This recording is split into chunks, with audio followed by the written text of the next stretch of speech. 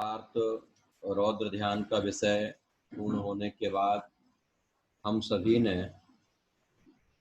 धर्म ध्यान का विषय आरंभ किया है और उस धर्म ध्यान के विषय में अभी तक अपन लोग धर्म ध्यान के दो भेदों पर बात कर चुके हैं।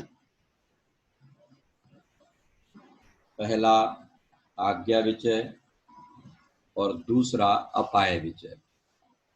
आज उसी क्रम में हमें अगले भेद पर बात करनी है। अभी आप में से बहुत सारे लोगों के वीडियो चालू नहीं है।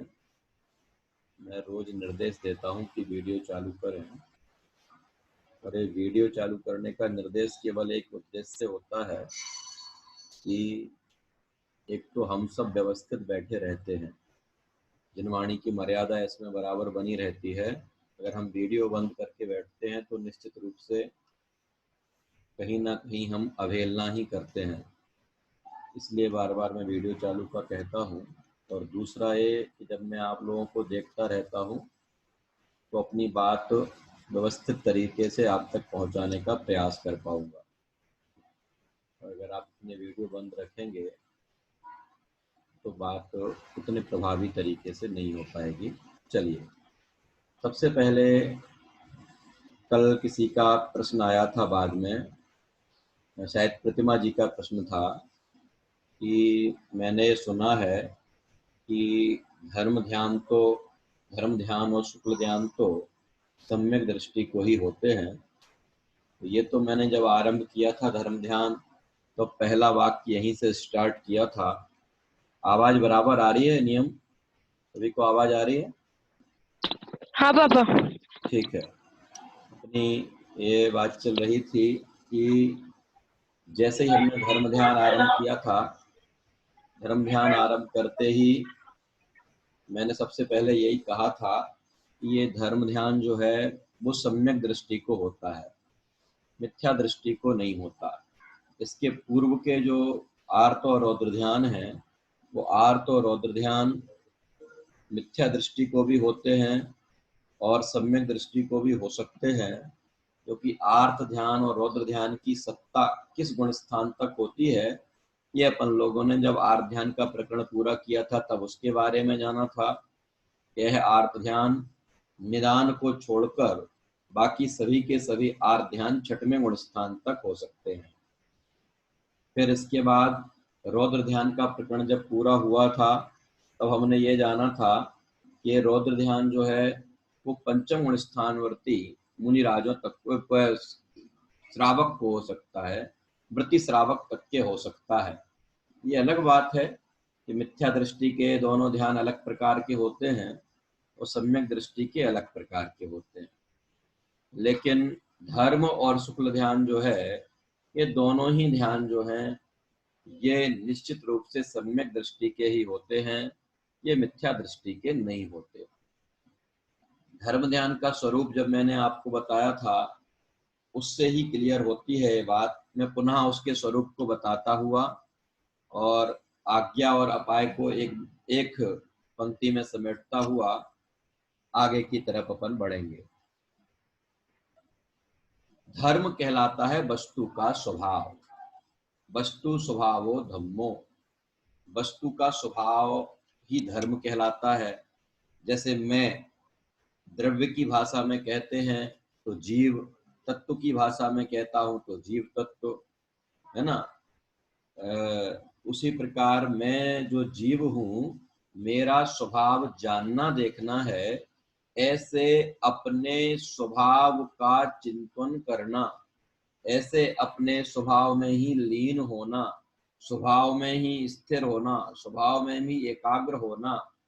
क्योंकि अपन ने जब ध्यान की परिभाषा जानी थी तब आया था ना कि किसी एक विषय में एकाग्र होकर, तो वस्तु के स्वभाव में एकाग्र होकर बारंबार उसका चिंतन करना, उसमें लीन होना, उसका नाम है धर्म ध्यान। धर्म ध्यान के कदाचित दो भेद किए जा सकते हैं, एक निश्चय धर्म ध्यान और एक व्यवहार धर्म ध्यान।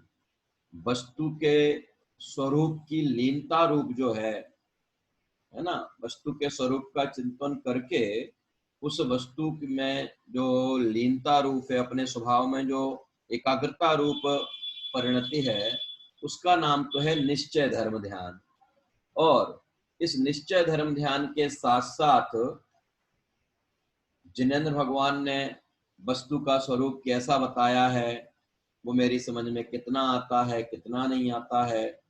जितना आता है तर्क के द्वारा, हेतु के द्वारा, उदाहरण के द्वारा, वो ठीक है, परंतु जहां तक हमें हेतु उदाहरण आदि नजर नहीं आते, वस्तु की सूक्ष्मता हमारे ख्याल में नहीं आती, कहीं हमें लगता है कि ऐसा होगा कि नहीं होगा, ऐसी जब स्थिति होती है तो उस समय पर ऐसा विचार करना कि ये जो बात है वे जिनेंद्र परमात्मा की है, और जिनेंद्र परमात्मा वीतरागी और सर्वज्ञ होते हैं। वीतरागी और सर्वज्ञ होने से उनके द्वारा ना तो कुछ सर्वज्ञ होने के कारण से ऐसे कोई भी पदार्थ नहीं है, ऐसी कोई भी वस्तु नहीं है जिसको वो नहीं जानते हो, और वीतरागी होने से किसी ही पदार्थ में उन्हें किसी प्रकार का राग और द्वेष नहीं है। इसलिए सारी की सारी बात जो जिनेंद्र परमात्मा ने बताई है वो पूर्ण प्रमाणिक है, इसमें किसी प्रकार के संशय की गुंजाइश नहीं है। ऐसा आगम के आधार पर वस्तु के स्वरूप का निर्णय करना, चिंतन करना, है ना, ये कहलाता है आज्ञा विचय। जिनेंद्र परमात्मा की आज्ञा से वस्तु स्वरूप का विचार करना, वो आज्ञा विचय है। फिर इसके बाद जिस पर अपन ने कल बात की थी वो है अपाय विचय। अपाय को ही कहते हैं उपाय, है ना। ये मिथ्यात्व, मोह, राग, द्वेष आदि जो हैं ये संसार के कारण हैं, और सम्यक तो आदि जो है वो मुक्ति का कारण है। इसलिए मुझे संसार के कारणों का परित्याग करते हुए मुक्ति के मार्ग में अग्रसर होना चाहिए। मैं कैसे इस मिथ्यात्व को नष्ट करूं, कैसे मोह राग द्वेष से बचूं, कैसे इनका अभाव करूं, इस तरीके से मिथ्यात्व आदि के नाश का और मुक्ति के मार्ग का प्रयास करना, उसका उपाय करना, उसका नाम होता है अपाय विचय। ठीक है। अब आज जो है तीसरा, जिसका नाम है विपाक विचय। विपाक शब्द से अर्थ समझ लें पहले अपन लोग। विपाक माने होता है फल। क्या होता है विपाक का मतलब, नीता जी? विपाक का मतलब होता है फल। मोनिका जी, विपाक माने क्या? विपाक का मतलब होता है फल। तो ये जो कर्म है इनका क्या फल है? ये जो कर्मों की मूल प्रकृति जो है वो 8 होती हैं, फिर उनकी उत्तर प्रकृतियां 148 होती हैं, फिर एक एक प्रकृति के असंख्यात लोग प्रमाण भेद होते हैं। ऐसे ये जो कर्म हैं, इन कर्मों का क्या फल होता है, किस कर्म के फल में कैसी स्थिति होती है, इस तरीके से कर्म के फल का विचार करना, कर्म के उदय में होने वाले बाह्य संयोग आदि का विचार करना, ये सारा जो विचार किया जाता है, ये जो चिंतन किया जाता है, इसका नाम है विपाक विचय। क्लियर हुई परिभाषा? फिर से रिपीट करूं ममता जी, क्लियर हुई? विपाक माने होता है फल। सुशीला जी, विपाक का मतलब क्या होता है? विपाक का मतलब होता है फल। तो किस कर्म के फल में क्या होता है? कर्मों की मुख्य प्रकृतियां होती हैं 8, और उन 8 कर्मों की उत्तर प्रकृतियां होती हैं 148। फिर एक एक प्रकृति के असंख्यात लोक प्रमाण भी भेद होते हैं, है ना।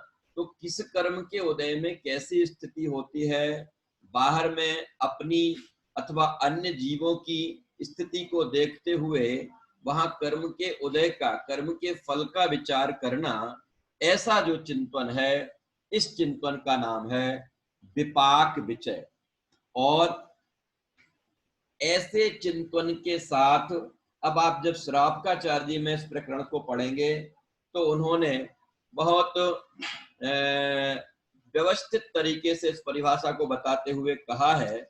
मैं पढ़ता हूं, आप सुने, फिर उस पर अपन बात करेंगे।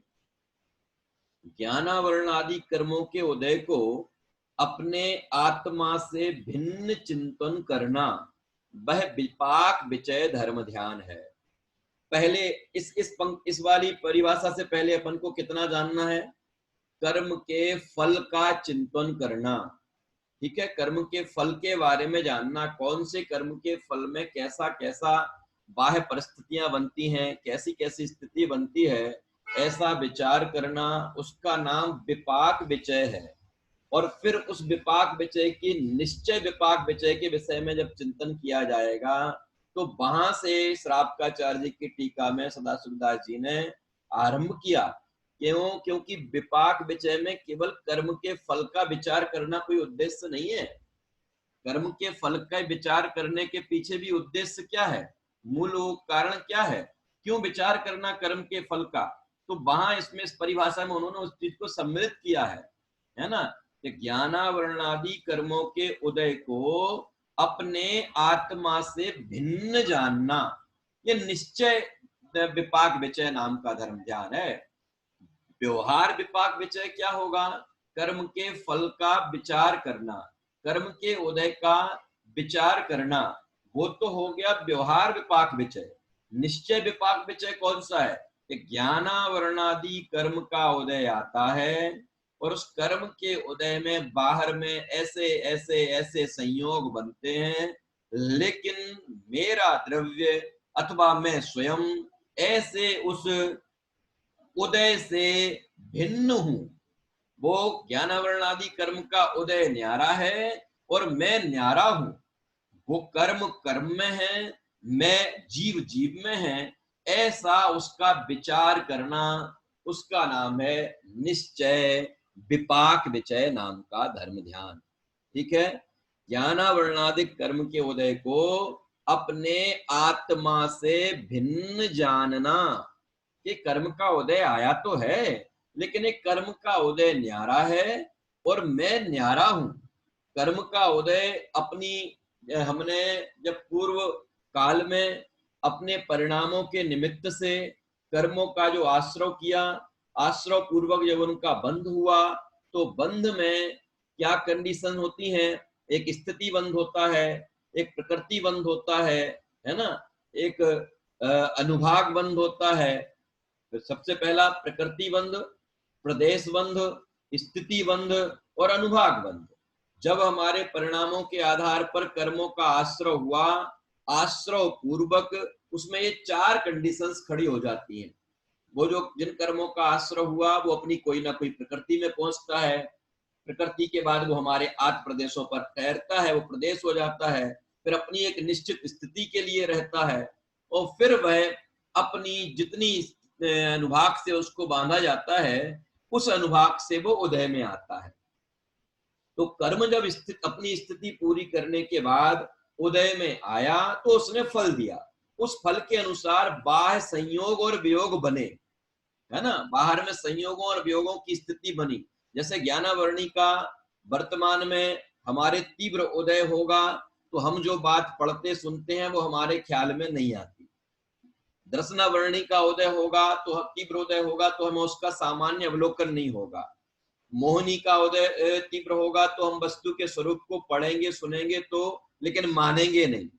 अंतराय का उदय होगा तो हम किसी को कुछ दान देना चाहेंगे अथवा हमें कुछ लाभ हो रहा होगा, है ना, 5 प्रकार का अंतराय है ना, दान, लाभ, भोग, उपभोग और वीर। तो हम ये जो सारे के सारे कार्य कर रहे होंगे, इन सारे कार्यों को करते हुए इनमें किसी प्रकार का कोई विघ्न आएगा तो वो किसके उदय से? कि वो अंतराय के उदय से। फिर बाहर में साका अथवा असाका। पापा हाँ, आपका वीडियो बंद हो गया। वो आपने, अच्छा आपने किया क्या? मैं करता हूँ, ठीक है ना। क्या बात कर रहा था? हाँ, अब वेदनी का उदय आएगा तो बाहर में अनुकूल अथवा प्रतिकूल संयोग देखने में आएंगे।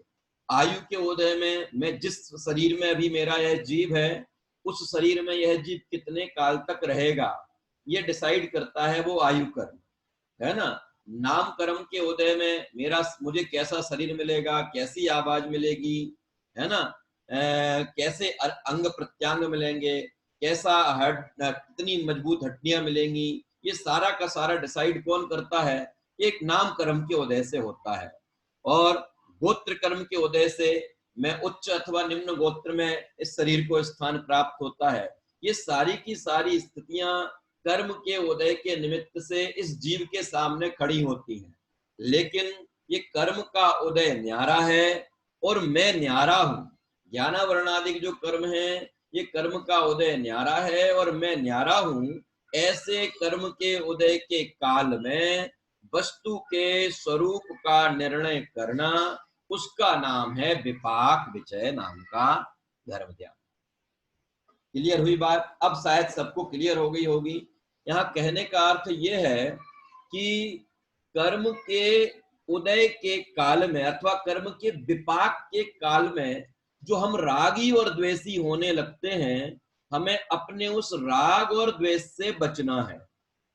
और थोड़ा शास्त्रीय भाषा में अगर अपन बात करें तो द्रव्य कर्म के उदय में जो हमारे भाव कर्म होते हैं, क्या फिर से द्रव्य कर्म ज्ञानावरणादि के जो द्रव्य कर्म हैं, इन द्रव्य कर्म के उदय में वो जो मेरे भाव कर्म अर्थात मोह राग द्वेष होते हैं, वो द्रव्य कर्म और वो उस द्रव्य कर्म के निमित्त से होने वाला भाव कर्म, ये दोनों मैं नहीं हूं। इनका इस कर्म के उदय से भले बाहर में ऐसे संयोग बन रहे हैं, ज्ञानावरणी का तीव्र उदय होने के कारण से मैं जो श्लोक पढ़ता हूँ, गाथा पढ़ता हूँ, वो मुझे याद नहीं हो पाती, वो मुझे तैयार नहीं हो पाती, भले ऐसी कंडीशन बनती है, लेकिन इसके बावजूद भी वो ज्ञानावरणी का उदय न्यारा है और मेरा जानन देखनहार वाला जीव वो न्यारा है, ऐसा विचार करना, उसका नाम है विपाक विचय नाम का धर्म ध्यान। जब भी आप लोग कहीं सामान्यतः धर्म ध्यान के परिभाषा को पढ़ेंगे, है ना, विपाक विचय नाम के धर्म ध्यान की कोई एक पंक्ति में परिभाषा पढ़ेंगे तो वहां केवल आपको ये लिखा हुआ मिलेगा कि कर्म के फल का विचार करना। विपाक माने होता है फल, कर्म के फल का विचार करना, उसका नाम विपाक विचय है। ठीक है, ये भी परिभाषा है, लेकिन यहाँ जो सदाशिवदास जी ने अपन को जहां से आरंभ किया, उस बात को अपन को बड़े अच्छे तरीके से समझना है। देखो मैं उसी में से पढ़ता हूं, अगर आप सबके सामने है तो आपको थोड़ा उस पर ज्यादा विश्वास जमेगा। अब विपाक विचय धर्म ध्यान के स्वरूप का वर्णन करते हैं। फिर क्या लिखा? ज्ञानावरणादि कर्मों के उदय को, ज्ञानावरणादि का मतलब क्या? ज्ञानावरणी, दर्शनावरणी, मोहिनी, अंतराय, वेदनी, आयु, नाम और गोत्र। ठीक है, मूल प्रकृतियां ये, उत्तर प्रकृतियां यानी कि 148, इनका उदय, कर्मों के उदय को अपने आत्मा से भिन्न चिंतन करना, ये इनका उदय न्यारा है और मेरा आत्मा न्यारा है, ऐसा चिंतन करना, उसका नाम है विपाक विचय। उसका नाम है विपाक विचय नाम का धर्म ध्यान। अब यहाँ उसी बात को स्पष्ट करते हुए वो आगे क्या कहते हैं कि अनादिकाल से मैं करता क्या आया हूं, अनादिकाल से नर नारकादि में उत्पन्न होकर, अब इसको आप पढ़ना, अनादिकाल से हम क्या भूल करते हुए आए हैं कि नरक गति में पहुंच गए, त्रियंश गति में पहुंच गए, है ना, देव गति में पहुंच गए, मनुष्य गति में पहुंच गए, त्रियंश गति में अलग अलग कीड़े मकोड़े में, विकलत्रय में पहुंच गए, एकेंद्रीय में पहुंच गए, उन सारी स्थितियों में पहुंचे तो मैं ऐसा हूं, मैंने अपने आप को उस रूप में जो मान लिया, है ना, अपने आप को उस रूप में मान लिया तो मैं पर्याय मूल हो गया, मैंने द्रव्य को भूल गया। तो यहाँ वो द्रव्य का स्मरण कराते हुए कह रहे हैं कि यद्यपि हमारे द्वारा किया गया कर्मों का आश्रय बंध रूप परिणमित होने के बाद अपनी स्थिति को पूरे कर कर उदय में आता है, उदय में आने के समय पर बाहर में संयोग बनते हैं और उन संयोगों की स्थिति में मैं जो भाव कर्म करता हूं, मैं जो राग द्वेष करता हूं, वो राग द्वेष और वो कर्म का उदय, वो दोनों ही मैं नहीं हूं, वो न्यारे हैं और मैं न्यारा हूं। ऐसा कर्म के उदय के काल में भी वस्तु के स्वरूप का विचार करना। क्या कर्म के उदय के, अक्सर कर्म के उदय के काल में हम वस्तु के स्वरूप को भूल जाते हैं, हम उस उदय में भ्रम जाते हैं, हम उस उदय के अनुसार परिणमन करने लग जाते हैं, हम अपने आप को उतना ही मानने लग जाते हैं। तो यहाँ हमें उन्होंने संबोधित करते हुए हमें सजग किया है, किस बात के लिए कि कर्म का उदय जब आ रहा है तब भी मेरे जीव का काम मात्र जानना देखना है, उस कर्म के उदय के निमित्त से परिणमित होना नहीं है। देखो, एक मैं तत्वार्थ सूत्र जी में से मैंने जो पढ़ा है वो भी आपको पढ़ के सुनाता हूं।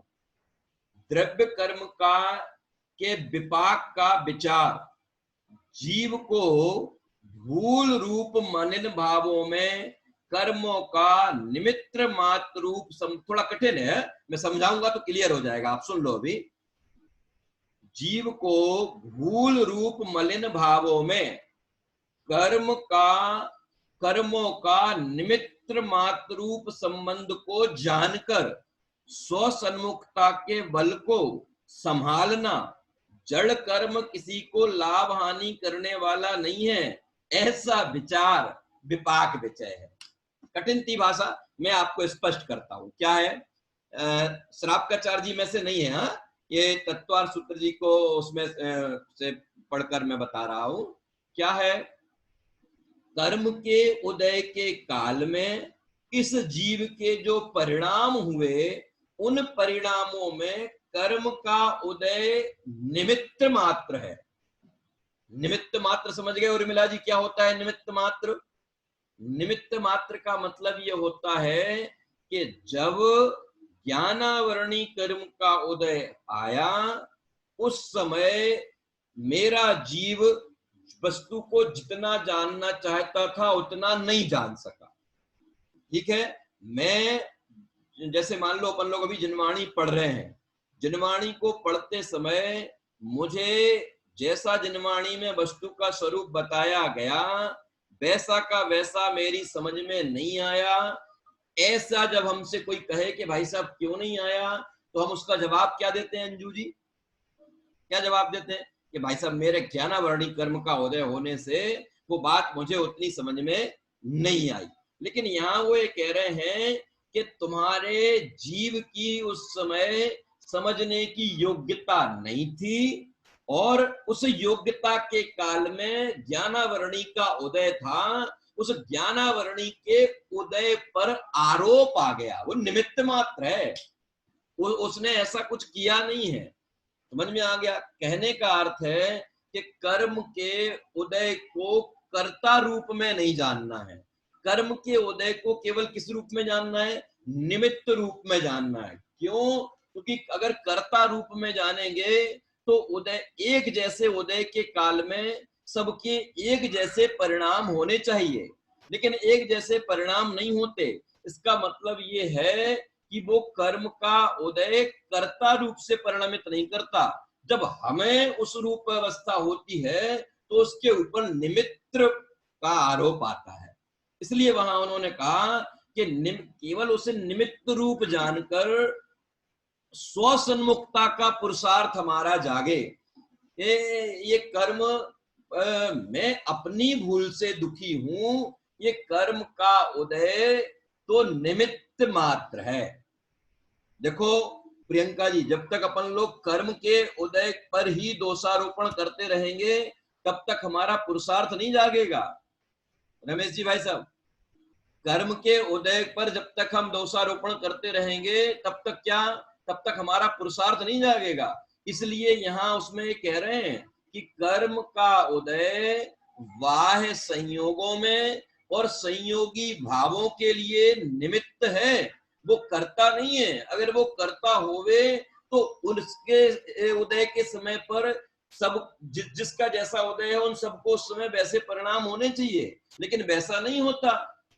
इसका मतलब क्या हुआ? इसका मतलब यह हुआ कि वो कर्म का उदय वास्तव में क्या निमित्त है, कर्म का उदय कर्ता नहीं है। देखो, और श्रावकाचार्य जी में से थोड़ा और पढ़ता हूं मैं काले अक्षरों में, उसी पैराग्राफ में जो काले अक्षरों में लिखा है, मेरा स्वरूप ज्ञाता दृष्टा अविनाशी अखंड है, कर्म की उदय जनित परिणति से भिन्न है। वही बात जो मैंने तत्वार सूत्र के आधार पर कही वही इसमें लिखी।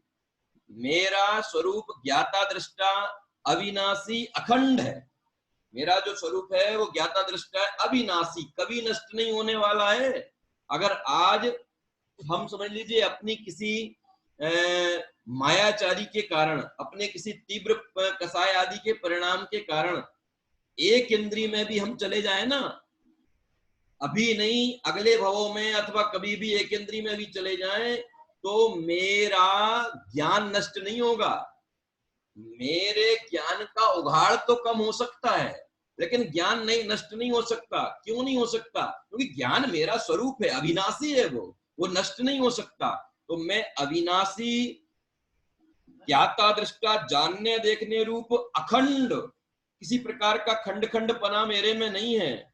और कर्म की उदय जनित परिणति से, कर्म के उदय में होने वाली जो बाहर में स्थिति हमारी बन रही है ना, ये स्थिति न्यारी है और मैं न्यारा हूं। क्या अंजलि जी, कैसा? एक कर्म के, देखो जिस समय थोड़ा सा ये इस प्रकरण में अपन लोगों को 2-3 बातें अच्छे से जाननी है। देखो, मान लो मेरे असाता का उदय आया, असाता के उदय के समय पर मैं प्रतिकूलता रूप जो, मैं खेद खिन्न रूप जो परिणमन मेरा हो रहा है, जिनवाणी मां कह रही है कि वो खेद खिन्न रूप परिणमन न्यारा है और तुम्हारा ज्ञाता दृष्टा स्वभाव न्यारा है। कब? जिस समय आप खेद खिन्न नहीं हो रहे तब नहीं। क्या? इष्ट के वियोग के समय पर जब आप शोक संतप हैं, अनिष्ट के वियोग, अनिष्ट के संयोग के समय पर जब आप द्वेषी हो रहे हैं, वो द्वेष जिस समय चल रहा है, वो खेद खिन्नता जिस समय चल रही है, वो कर्म के उदय जनित, कर्म के उदय जनित, जनित का मतलब क्या? कर्म के उदय से वो स्थिति जन्मी है। तो वो जो स्थिति जन्मी है वो न्यारी है और मेरा अविनाशी अखंड स्वभाव न्यारा है। ख्याल में आती बात? वो जो परिस्थिति खड़ी हुई है वो परिस्थिति अलग, और मेरा ज्ञान दर्शन अखंड अविनाशी स्वभाव वो न्यारा। ऐसा जो चिंतन है, ऐसा जो विचार है, ऐसी जो एकाग्रता है, उसका नाम क्या है? उसका नाम है विपाक विचय नाम का धर्म ध्यान। देखो और पढ़ता हूं, पूर्व काल में बांधे हुए, पूरा नहीं पढ़ता हूं, आप लोग पूरा आप लोग पढ़ना, समय 5-7 मिनट में समय पूरा हो जाएगा। पूर्व काल में बांधे हुए कर्म द्रव्य क्षेत्र काल भाव का संयोग पाकर अनेक प्रकार का रस देते। पूर्व काल में हम लोगों ने जो कर्म बांधे हैं वो द्रव्य क्षेत्र काल और भावों का निमित्त पाकर अपनी स्थिति पूरी होने पर उसका उदय आएगा और उसका फल आएगा। उसके फल के समय पर हमें अपने आप को संभालना है। देखो आपको एक बहुत अच्छी बात सुनाता हूं। आप और हम अधिकतर क्या कहने लगते हैं एक दूसरे से बातचीत करते समय कि भाई साहब मेरा स्वभाव वैसे तो बहुत शांत है, रमेश जी भाई साहब क्या कहते हैं? हाँ हमारा स्वभाव वैसे तो बहुत शांत है, लेकिन जब कोई छेड़ देता है तो फिर हमसे नहीं रहा जाता। कि छेड़ने वाले समय पे ही तो बचना है। ख्याल में आया? जब हमारे बाहर में कर्म का उदय आया, 3-4 मिनट में क्लास पूरी हो जाएगी। हाँ, बाकी जो बात बचेगी वो अपन कल पढ़ेंगे। क्या बात चल रही थी कि मेरे कर्म का उदय आया, उस कर्म के उदय के समय पर बाह्य संयोग बने। साहब उन बाह्य संयोगों की स्थिति जब बनती है तो परिणाम बिगड़ जाते हैं। बिगड़ जाते हैं ये कह के बचते क्यों हो? जनवाणी हमें समझा रही है ना कि वो कर्म का उदय न्यारा है और तुम्हारा ज्ञानानंद स्वभाव न्यारा है। तो मैं उस कर्म के उदय के समय भी ज्ञानानंद स्वभावी हूं। क्या उस कर्म के उदय के समय पर भी मैं ज्ञानानंद स्वभावी हूं? ये कर्म का उदय मेरे परिणाम बिगाड़ रहा है, इसमें इतनी ताकत, इसमें इतनी ताकत। अरे इसकी ताकत, मैं अविनाशी हूं, मैं अनंत गुणों का स्वामी हूं, मैं अपनी ताकत से इसको कमजोर करूंगा? या मैं कमजोर बन के ऐसे मजबूत कर दूंगा। आज तक अपना क्या काम चल रहा है? आज तक मैं अपनी शक्ति को भूलकर उस कर्म के उदय को ताकतवर मान रहा हूं, है? और क्या कहता हूं? कर्म बड़े बलवान जगत में पेरत हैं। ये कर्म बहुत बलवान है, ये हमें बहुत पेरते हैं, ये हमें बहुत परेशान करते हैं। अरे अगर कर्म बलवान होते तो हमारे तीर्थंकर इन बलवानों को कैसे पछाड़ते? हमारे मुनिराज इन बलवानों को कैसे पछाड़ते?